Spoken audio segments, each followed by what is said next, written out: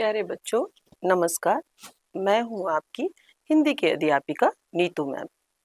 तो बेटे, हमने पहले व्याख्या की थी पाठ नंबर 4 कक्षा 8वीं का। ये कविता है दीवानों की हस्ती।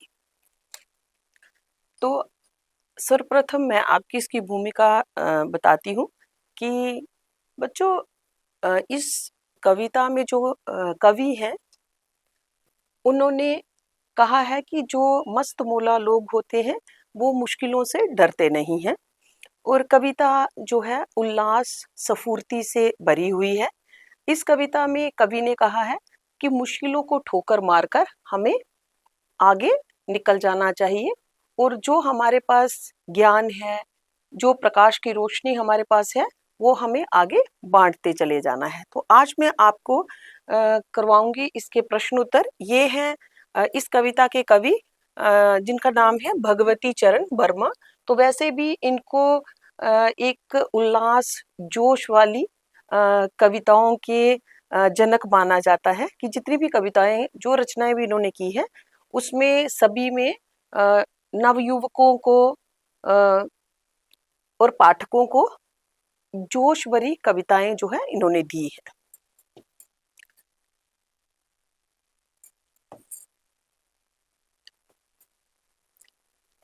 सर्वप्रथम हम इसका सार पढ़ेंगे ताकि आपको प्रश्न निकालने में आसानी हो जाए।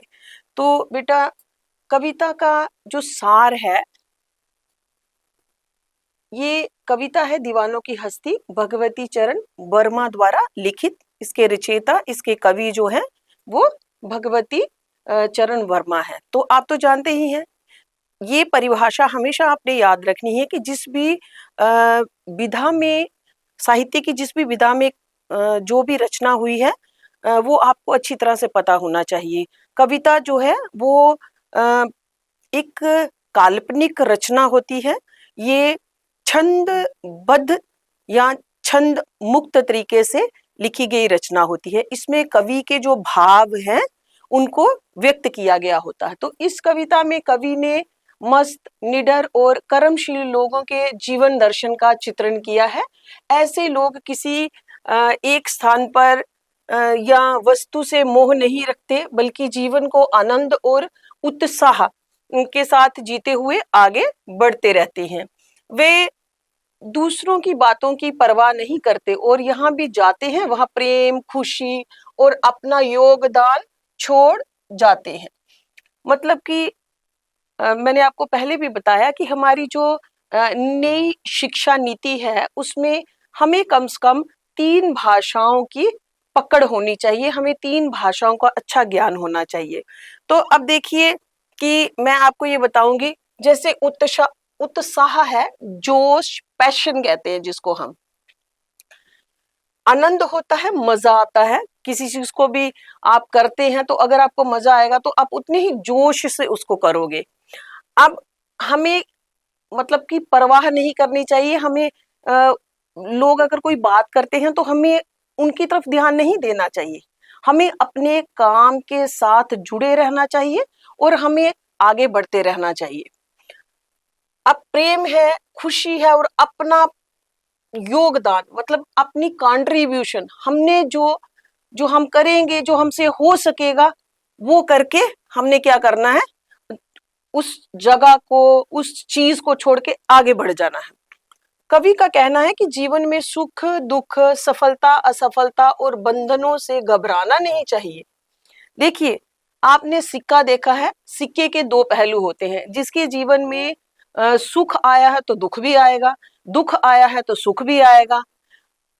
और एक बड़ी ही अच्छा ये उक्ति है कि सफलता की सीढ़ी असफलता के डंडों से बनती है। आप छोटे बच्चे को देखते हैं, वो एकदम से तो उठ के चल नहीं पड़ता, कभी गिरता है, कभी उठता है, फिर बाद में वही बच्चा जो है वो बहुत अच्छे से चलना सीख जाता है। जब हम छोटे थे तो हमें भी ऐसे ही उठना गिरना, उठना और गिरना, और फिर प्रैक्टिस जो है, एक अभ्यास जो है, बंदे को आगे ले जाता है।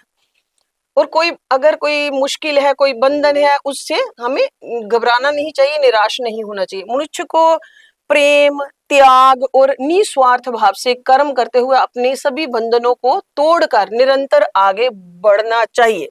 मतलब कि हमें, जैसे हम अपने भारत से प्रेम करते हैं, भारत की रक्षा करने के लिए सैनिक लोग जो है वो सरहदों पे जाते हैं, सीमाओं पे जाते हैं, तो किसका त्याग करते हैं? वो अपने सुख का त्याग कर देते हैं।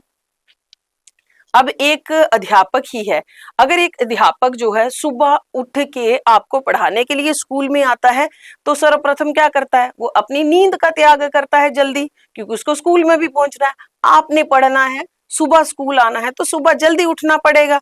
तो किस चीज का? अपने नींद का त्याग करना होगा। पढ़ने के लिए आपको ये जो आप समय ऐसे खेल कूद में व्यतीत करते हो, तो वो भी आपको अपनी पढ़ाई में लगाना होगा।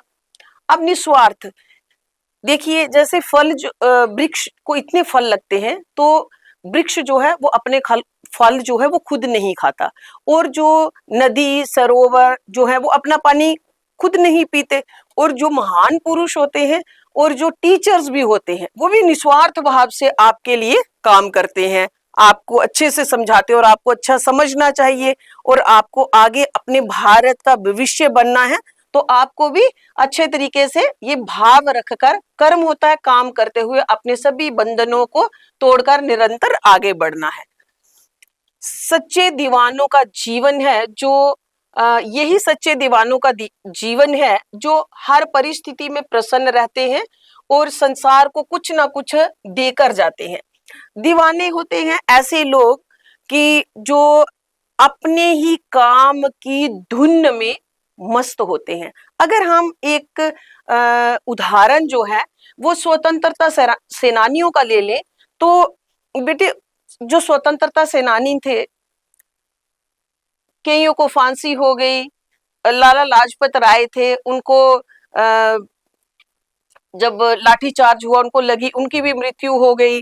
भगत सिंह है वो चले गए, और भी बहुत सारे हैं। जो हमारे राष्ट्रपिता महात्मा गांधी जी थे, उन्होंने भी अपना जीवन निस्वार्थ भाव से भारत को आजाद करवाने के लिए दे दिया। तो उन्होंने क्या किया है? निस्वार्थ भाव से देश को स्वतंत्र कराने के लिए अपना जीवन जो है उनको समर्पित कर दिया। तो जो भी प्रसन्न परिस्थिति, जो भी मुश्किल उनके सामने आई, जैसी स्थिति भी आई, वो प्रसन्न रहे, और उन्होंने संसार को कुछ ना कुछ मतलब दिया है। ठीक है, तो आगे देखिए, मैं संक्षिप्त में भी आपको एक इसका सार बता देती हूँ कि इस कविता में कवि ने मस्त, निडर और कर्मशील व्यक्तियों के जीवन का वर्णन किया है, मतलब उनका चित्रण किया है। वे जीवन की कठिनाइयों, वे कौन? वो व्यक्ति उनकी मुश्किलों से नहीं घबराते हैं, और सुख दुख और सफलता असफलता को समान भाव से, उनकी फीलिंग्स दोनों के लिए एक जैसी होती है, समान भाव कि वो जब उनको दुख होगा वो तब भी अच्छा फील करेंगे, जब उनको सुख होगा तब भी वो अच्छा फील। ऐसा नहीं है कि दुख आया और घबरा कर उन्होंने सोचा मैं ये काम छोड़ दूंगा। स्वीकार करते हैं तथा प्रेम, उत्साह और निस्वार्थ भावना के साथ निरंतर आगे बढ़ते हुए समाज के लिए, समाज क्या है? ये सोसाइटी जिसमें हम रहते हैं, ठीक है, तो अच्छा कार्य करते हुए, यही जीवन का सच्चा आदर्श है। उनके जीवन का अगर कोई कहेगा कि उनका जो आदर्श है, वो जो लोगों के लिए कर रहे हैं, यही वो कहते हैं कि ये हमारा यही काम है। ठीक है, देखिए ये प्रश्न अभ्यास, ये जो अब हमने कुछ जो प्रश्न आए हैं उनका हमने उत्तर देना है। तो प्रश्न है, कवि ने अपने आने को उल्लास और जाने को आंसू बनकर बह जाना क्यों कहा है? कवि का मानना है क्योंकि उन्होंने कहा कि उल्लास होती है खुशी। ठीक है, तो कवि का मानना है कि उसका जीवन दूसरों के लिए खुशी और प्रेम का संदेश लेकर आता है। संदेश यानी मैसेज। ठीक है, तो वह यहां भी जाता है, वहां आनंद फैलाता है। कवि कहते हैं कि मैं जहां पे भी जाता हूं ना, तो लोग खुश हो जाते हैं। ठीक है, अब हमने पहले जब व्याख्या की थी तो तब भी हमने ये चीज बताई थी कि समय इतनी जल्दी, खुशी में समय इतनी जल्दी व्यतीत हो जाता है, उनको पता ही नहीं लगता है। और विदा होना मतलब वहां से जाना, विदाई लेना, पर लोगों के मन में अपने प्रति स्नेह के कारण आंसू छोड़ जाता है। कि देखो आंसू, लोग कहते हैं आप अभी तो आए थे, अभी जा रहे हैं आप, तो लोग प्रेम भाव से, उनका प्रेम जो है वो आंसुओं के माध्यम से छलक जाता है लोगों का। इसलिए उसने अपने आने को उल्लास और जाने को आंसू बनकर बह जाना कहा है। ये है पहला उत्तर। अब दूसरा देखो, भिखमंगों की दुनिया में बेरोक प्यार लुटाने वाला कवि ऐसा क्यों कहता है कि वह अपने हृदय, ह के पैरों में री की मात्रा है, हृदय पर असफलता का एक निशान भर भार की तरह लेकर जा रहा है? क्या वह निराश है या प्रसन्न है? कवि ने ये जो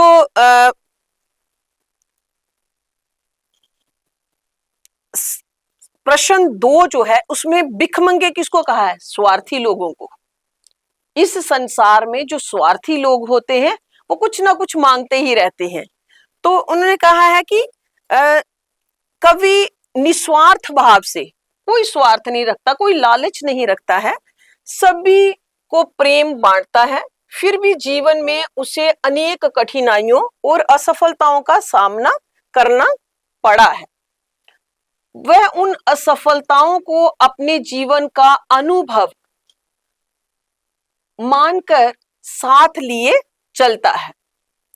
हम कहीं पे भी जाते हैं तो वहां जो हमारे साथ जैसा व्यवहार होता है वो हमारा एक अनुभव होता है, ठीक है। तो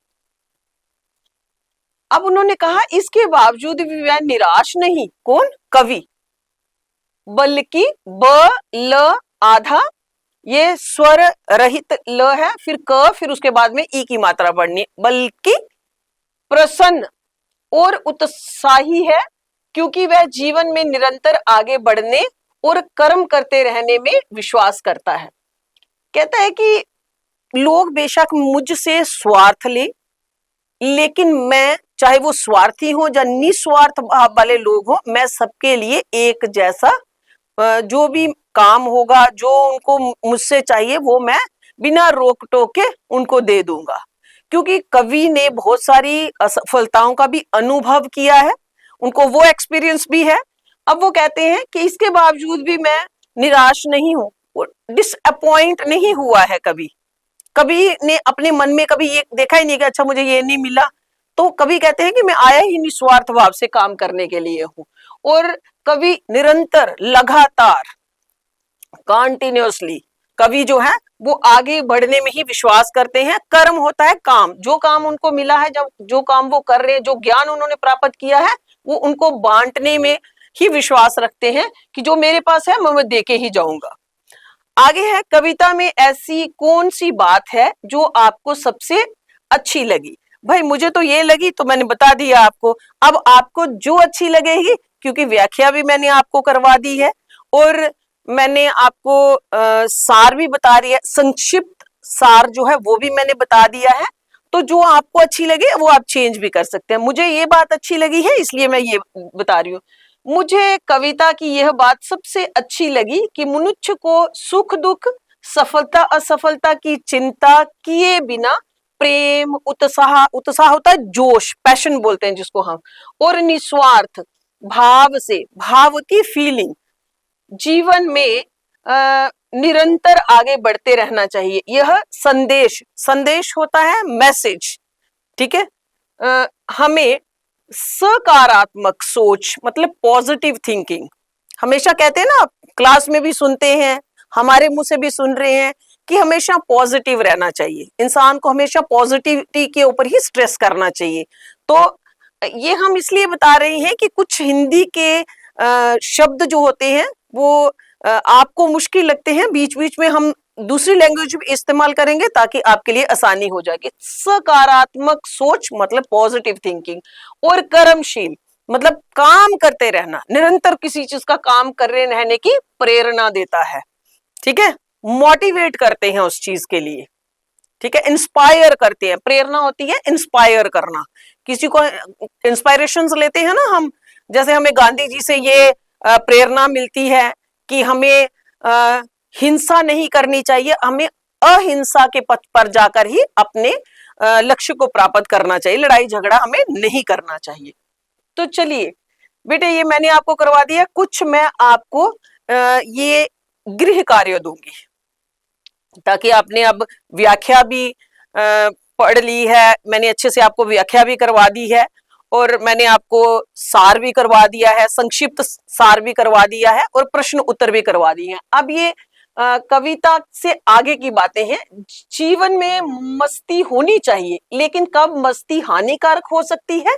सहपाठियों, जो आपके क्लासमेट्स हैं, जो आपके साथ पठन पाठन कर रहे हैं, के बीच चर्चा कीजिए, डिस्कस कीजिए। चर्चा करना होता है डिस्कशन करना, ये डिस्कस कर कीजिए कि कब मस्ती जो है वो होनी चाहिए और कब ये हमारे लिए हानिकारक हो जाती है। तो ये आप क्लास में इसकी चर्चा कीजिए। अब अनुमान लगाना है आपने और कल्पना करनी है। अनुमान लगाना होता है गैस लगाना है आपने, और कल्पना करना होता है इमेजिनेशन करनी है। तो एक पंक्ति में कवि ने यह कहकर अपने अस्तित्व को नकारा है, मतलब उन्होंने कहा है कि कवि ने कहा है कि हम दीवानों की कोई हस्ती ही नहीं है, मतलब हमारा कोई अस्तित्व ही नहीं है, हमारी कोई एग्जिस्टेंस ही नहीं है, कि हम दीवानों की क्या हस्ती है। हस्ती मतलब अस्तित्व, कि हम है ही नहीं, हमारा कुछ भी नहीं है, हमारी कोई एग्जिस्टेंस है, हम कहीं पे स्टैंड ही नहीं करते हैं। आज यहां कल वहां चले। दूसरी पंक्ति में उसने यह कहकर अपने अस्तित्व को महत्व दिया, अब इंपॉर्टेंस दे दी, यहाँ पे महत्व मतलब इंपॉर्टेंस दे दी, कि मस्ती का आलम साथ चला, हम धूल उड़ाते जहां चले। अब यहाँ पे उन्होंने कहा है कि मतलब हम जहां पे भी जाते थे ना, अब मतलब एक धुन थी हमारे अंदर, कि हम कोई भी मुश्किल हमारे रास्ते में आती थी, हम ठोकर मारते थे, मतलब धूल की तरह उसको उड़ा के साइड में कर देते थे और आगे बढ़ जाते थे। ये फाका मस्ती का उदाहरण है। अभाव में भी खुश रहना फाका मस्ती कही जाती है। अगर आपको कोई पूछे, यहां से भी एक प्रश्न बन जाता है कि भाई फाका मस्ती क्या होती है, तो आप कह सकते हैं कि किसी चीज की कमी होने के बावजूद भी खुश रहना जो है, अभाव का मतलब होता है किसी चीज की कमी होना, वहां पे भी खुश रहना फाका मस्ती कही जाती है। इस कविता में इस प्रकार की अन्य पंक्तियां भी हैं, उन्हें ध्यानपूर्वक पढ़िए और अनुमान लगाइए कि कविता में परस्पर विरोधी बातें क्यों की गई हैं। कि एक तरफ मतलब वो कह रहा है कि हम कुछ नहीं है, दूसरी तरफ कह रहा है कि हमारे अंदर इतना पोटेंशियल है, हमारे अंदर इतनी ताकत है कि हम तो ये जो परिस्थितियां हैं, मुश्किल परिस्थितियां, उनको ठोकर मार के धूल की तरह उड़ा देते हैं। बहुत सारी पंक्तियां और भी हैं, जो जो पंक्तियां आपको लगती हैं कि ये बिल्कुल अपोजिट कैसे हैं, कंट्रास्ट कैसे है इनका, वो चीज आपने यहाँ पे ढूंढनी है, और फिर आपने अपनी जो आपकी अध्यापिका होंगी उनको आपने बतानी भी है और अपनी कॉपी के ऊपर नोट भी करनी है। अब भाषा की बात करते हैं। संतुष्टि के लिए कवि ने छक कर, जी भरकर और खुलकर जैसे शब्दों का प्रयोग किया है। इसी भाव को व्यक्त करने वाले कुछ और शब्द सोचकर लिखिए, जैसे हंसकर, गाकर, नाचकर, तोड़कर, इस तरीके के शब्द जो हैं आप लिखिए। तो ये आपका गृह कार्य है। तो इसी के साथ हमारा ये जो पाठ नंबर 4, जिसका नाम है दीवानों की हस्ती, और इसके रचनाकार हैं भगवती चरण वर्मा, तो ये आज हमारा संपूर्ण होता है। तो मुझे आशा है कि आपको ये अच्छा लगा होगा और अच्छे से समझ भी आई होगी। तो इसी के साथ मैम को दीजिए इजाजत। जय हिंद, जय भारत।